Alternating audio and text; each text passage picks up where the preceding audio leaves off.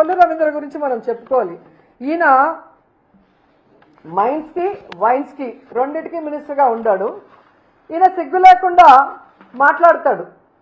ఇంత ప్రూఫ్స్తో కూడా దొరికితే చంద్రబాబు నాయుడు ఏమో వైఎస్ఆర్సీపీ వాళ్ళతో ఎక్కడ సౌత్ ఆఫ్రికాలో బిజినెస్ చేస్తున్నారని ఒక డైవర్షన్ కట్టుకథ చెప్తుంటే ఈ కొల్లు రవీంద్ర చెప్తాడు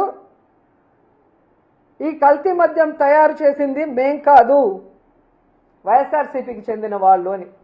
నేను సూటిగా అడుగుతున్నాను కొల్లు రవీంద్రని, చంద్రబాబు నాయుడిని, లోకేష్ని, వైఎస్ఆర్సీపీ వాళ్ళు 16 నెలలుగా కల్తీ మద్యం చేస్తుంటే మీరు గాడిదలు కాస్తున్నారా? మీ ప్రభుత్వం నిద్రపోతుందా అని నేను అడుగుతున్నా. అండ్ ఈరోజు కొల్లు రవీంద్ర గారి కళ్ళు కాకులు ఎత్తుకుపోయినట్టున్నాయి. ఈ కల్తీ మద్యంలో వచ్చిన ముడుపుల వల్ల కళ్ళు బైర్లు కమ్మినాయి అనుకుంటా.